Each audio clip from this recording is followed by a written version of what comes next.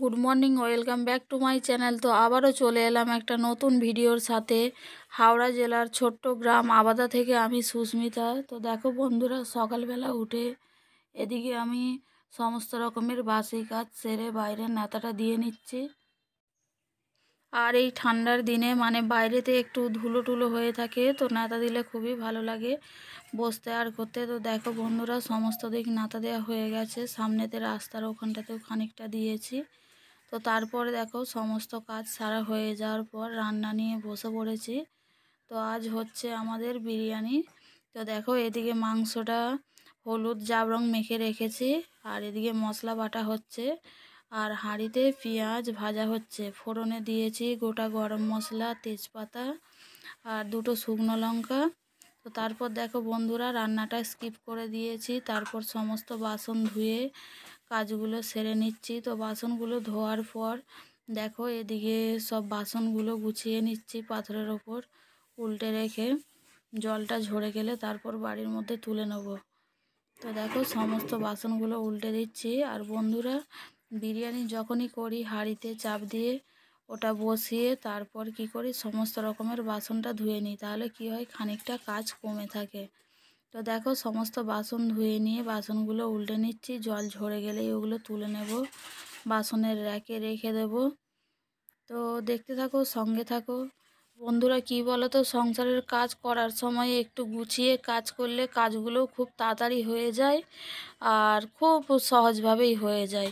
তো আমি আমার কাজগুলো যেভাবে করে থাকি বন্ধুরা, এই রকম রান্নার পর সমস্ত বাসনগুলো ধুয়ে নিই, তারপর উল্টে দিই।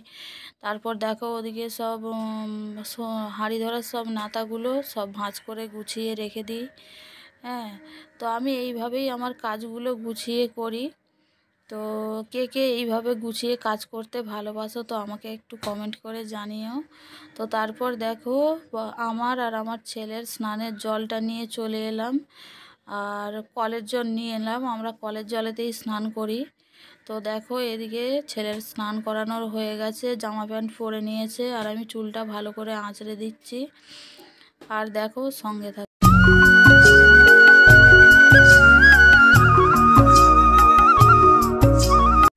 তো বন্ধুরা দেখো, মেয়ে স্নান করে ঠাকুরটা আগেই পুজো করে দিয়েছিল। তো দেখো এদিকে রান্নাটা আমার কমপ্লিট হয়ে গেছে, আর ছেলেকে খাবারটা দিয়ে দেবো। দেখো একটা থালার মধ্যে বেড়েও নিয়েছি। আর বন্ধুরা, বিরিয়ানির কালারটা খুব ভালো হয়েছিল, কিন্তু লাইটের প্রবলেমের জন্য একটু কেমন কালার দেখাচ্ছিল। তো আজকে তোমাদের সঙ্গে আমি শেয়ার করব আমার শাড়ির কালেকশনগুলো। তো দেখো এটা তোমাদের দাদার দেয়া একটা আমার ফেভারিট শাড়ি। এই শাড়িটা আমি খুবই পরি।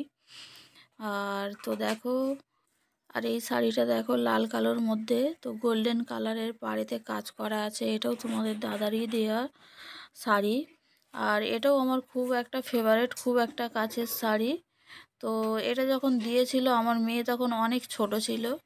আর তো দেখো আঁচলের দিকটা লাল কালার আর কুঁচির দিকটা হচ্ছে কালো কালার, দু কালারের কম্বিনেশন আছে শাড়িটার মধ্যে। তো দেখো এটাও একটা ফেভারিট শাড়ি, কিন্তু শাড়িটা দেয়া আমার মায়ের। আর ঝটপট কোথাও যাওয়ার জন্য এই শাড়িটা একদম পারফেক্ট, খুব তাড়াতাড়ি কুঁচি হয়ে যায়, পিন আপ হয়ে যায়। খুবই একটা ভালো শাড়ি। এই শাড়িগুলোর আমি নাম ঠিক জানি না, কিন্তু পরতে হয় পরে নিই। আর এই একটা শাড়ি, এটাও আমার খুব ফেভারিট, খুব ফেভারিট বলতে এটা শাড়িটা খুব নরম, আর শাড়িটা পরে খুব আরামও হয়, নরম তো সেই জন্য খুব ভালোও লাগে। তো দেখো এই একটা শাড়ি, এটা আমার মায়ের দেওয়া শাড়ি। শাড়িটা প্রচুর পরিমাণে নরম আর পরে বেশ ভালোই লাগে। তো দেখো তারপর আর একটা শাড়ি দেখাচ্ছি, এটা আমার ভাইয়ের দেয়া ভাই ফোঁটাতে।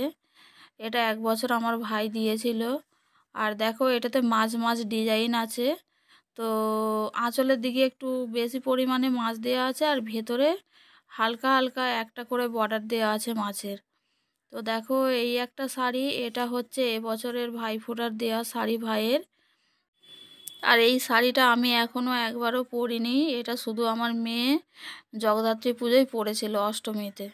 তো এখনও নতুনই রাখা আছে। আর শাড়িটাই দেখেছে তো বন্ধুরা, কত রকমের রং বেরঙের কালার দিয়ে শাড়িটা, আর গোটা শাড়িটা কাজ করা আছে আর এমব্রয়ডারি কাজ আছে। তো দেখো এটাও একটা শাড়ি, এটা মায়ের দেয়া শাড়ি। আর এই শাড়িটাও দু কালারের, আর দেখো তো খুব সুন্দর মানে একটা শাড়ি।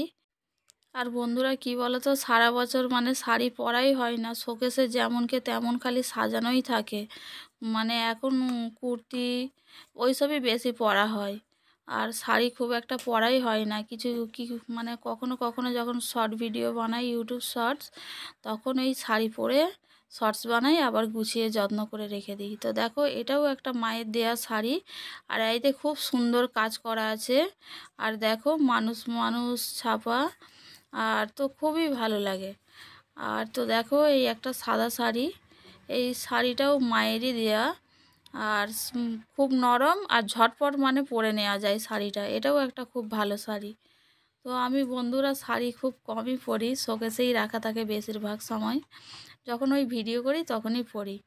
তো দেখো এই শাড়িটা দেয়া হচ্ছে আমার শাশুড়ির। এটা তখন আমার মেয়ে মনে হয় 5 মাসের ছিল, তখনের দেয়া শাড়ি। আমার শাশুড়ি আমাকে শাড়িটা দিয়েছিল। আগে এই শাড়িটা খুবই পরতাম, কিন্তু এখন বেশিরভাগ সময় শোকেসেই রাখা থাকে, এক আধবার পরি। আর এই শাড়িটা দেখো বন্ধুরা লেহেঙ্গা শাড়ি। আর এটা দেখো বন্ধুরা, এটা হচ্ছে লেহেঙ্গা শাড়ি, আর এটা কেনা হয়েছে প্রায় 12 বছর হয়ে গেছে। আর দেখলে কেউ বলবে না যে 12 বছরের পুরনো মানে শাড়ি। এটা যখন থেকে কিনেছি 2 থেকে 3 বার এটা আমি পরেছি, আর হচ্ছে শোকেসেই রাখা থাকে যত্ন করে। তো আমার মেয়েকেও পরতে বললে ও খুব একটা পরে না। আর এটা দেখো বন্ধুরা লাস্ট শাড়ি। আর ভিডিওটা আজকে আমি এখানেই শেষ করলাম, টাটা।